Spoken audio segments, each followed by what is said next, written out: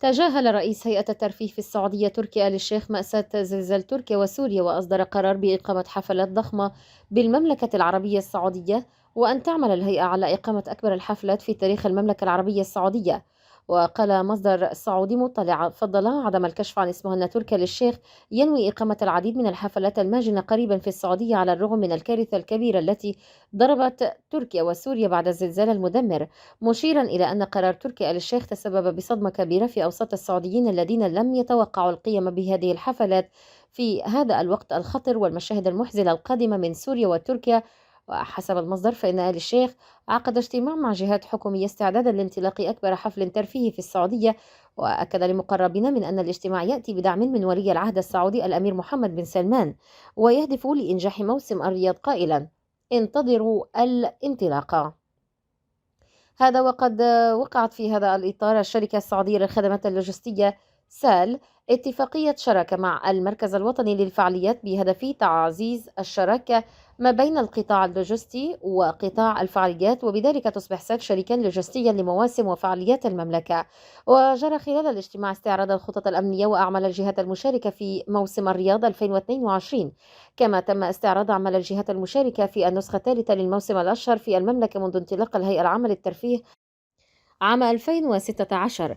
وعلى مدار السنوات الماضية استضافت المملكة العربية السعودية العديد من المهرجانات الفنية والسينمائية، رغبة منها في إثراء صناعة السينما في البلاد ودعم المواهب الشابة، فضلا عن دعم المبادرات الاستراتيجية الرامية لتطوير هذا النوع من الصناعة وتسريع نموها من خلال عرض الإبداعات السينمائية من جميع أنحاء العالم. وساعدت استضافة المهرجانات في المملكة وفق نقاد على إنتاج جيل جديد من الفنانين السعوديين من خلال احتكاكهم بنجوم الفن العالميين والعرب الذين يتم استقطابهم بهذه المهرجانات، أو عبر إشراكهم في أعمال فنية ذات حضور دولي وإقليمي. ويعد مهرجان أفلام السعودية واحدا من المهرجانات الفنية المهمة التي أطلقتها الجمعية العربية السعودية للثقافة والفنون بالدمام، ومركز الملك عبد العزيز الثقافي العالمي إثراء، كمبادرة محلية تهدف لتطوير وإثراء صناعة الأفلام السعودية. يحتفي المهرجان سنويا بأحدث الأفلام الإبداعية، فضلا عن برامج تدريبية للفنانين ومسابقات وبرامج عامة، كما يتضمن عروضا مختلفة للأفلام بجانب توفير منصة لشركات الإنتاج والمنتجين وصناع الأفلام لعرض مشاريعهم. أما مهرجان البحر الأحمر السينمائي فقد أقيمت دورته الأولى في العام 2021 بمدينة جدة، وشهد عرض 138 فيلما من 67 بلدا ب 34 لغة، إلى جانب حضور العديد من المشاهير والنجوم العالميين والعرب. كما شهدت النسخة الثانية من هذا المهرجان التي أقيمت في ديسمبر كانون أول الماضي تحت شعار السينما كل شيء مشاركة 131 فيلما من الأفلام الطويلة والقصيرة من 61 بلدا عبر 41 لغة. وأما موسم الرياض فيعد من أهم وأضخم المهرجانات الفنية في المملكة العربية السعودية، ويشهد تنظيم مئات الفعاليات الفنية، وتشمل أفلام سينما وعروضا مسرحيات والحفلات والغناء، بالإضافة إلى استقطابه لنجوم عالميين وفعاليات فنية ضخمة.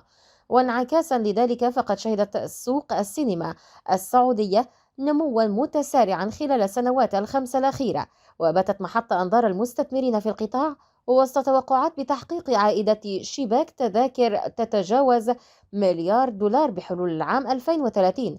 وحققت دور العرض السينمائي السعودية نموا في إيراداتها بنسبة 9.47% في العام 2022، مسجلة نحو 240 مليون دولار، مقارنة بإيرادات وصلت إلى 232 مليون دولار سنة 2021. كما زاد عدد تذاكر السينما المباعة إلى أكثر من 14 مليون تذكرة خلال العام 2022 في مقابل 13 مليون تذكرة خلال العام 2021، وفق بيانات الهيئة العامة للإعلام المرئي والمسموع.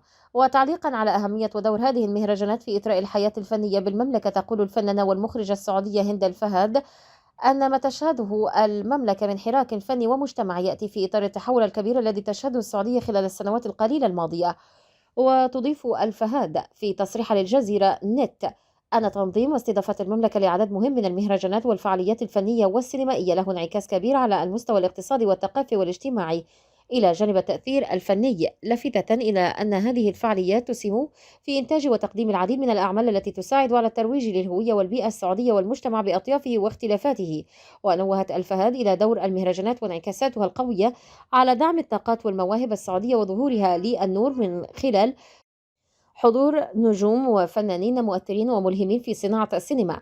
وقالت: نحن بوصفنا سينمائيين وصناع ثقافة وفنون تأثرنا واستلهمنا الكثير من مخرجين وفنانين كبار، فوجودهم بالسعودية سيسهل على المواهب الشابة التواصل والعمل معهم في مشاريع مشتركة. وأكدت أن ذلك سينعكس كثيرا على المخرجات وتطوير الكوادر السعودية وتأسيس بنية متينة وأرضية ثابتة لصناعة سينما مستمرة ومستدامة. هذا وشددت الفهد على أن تمكين المواهب والطاقات السعودية سيسهم أيضا في تسليط الضوء على القدرات الإبداعية للسعوديين وفي تطوير للمزيد من المحتوى المحلي، كما أنه سيعزز قدرة شركات الإنتاج الدولية على إيجاد متخصصين محليين، مما سيسهم في زيادة فرص العمل المحلية. وتتوقع الفهد أن تشهد المملكة خلال الفترة القادمة خروج العديد من المهرجانات للنور في ظل وجود عدد من القصص والحكاية الفنية التي ستجعل من السعودية بيئة فنية حاضنة وفضاء إنتاج محلي بل وعالمي في ظل ما تشهده الساحة الفنية السعودية من أعمال سينمائية ضخمة.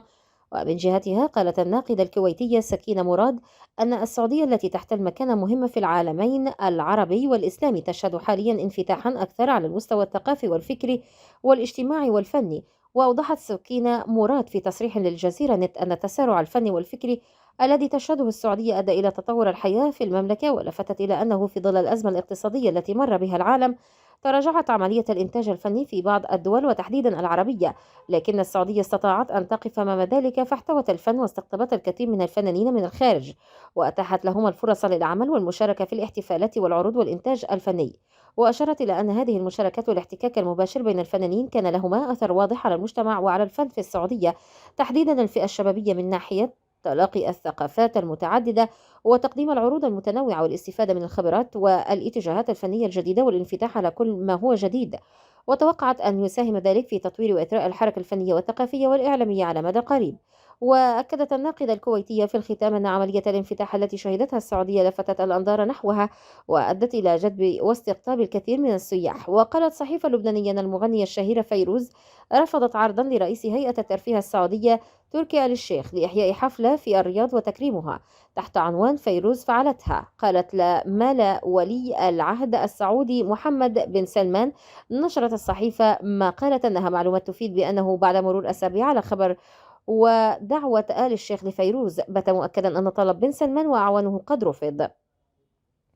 ولفتت الصحيفة إلى أن آل الشيخ طلب من فيروز حضور تكريمها فرفضت الدعوة بشكل مطلق. لاحقا طلب منها إرسال ممثل عنها ليحضر سهرة تكريمية فقوبل الأمر بالرفض أيضا.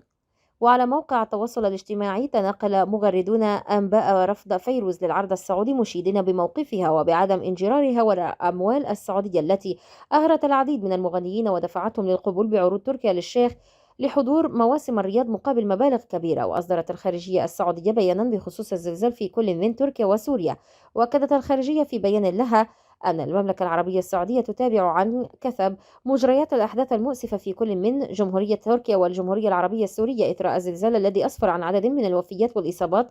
وأعربت الخارجية عن تضامن المملكة ومواساتها وتعزيها للأشقاء في سوريا وتركيا مع تمنياتها للمصابين بالشفاء العاجل.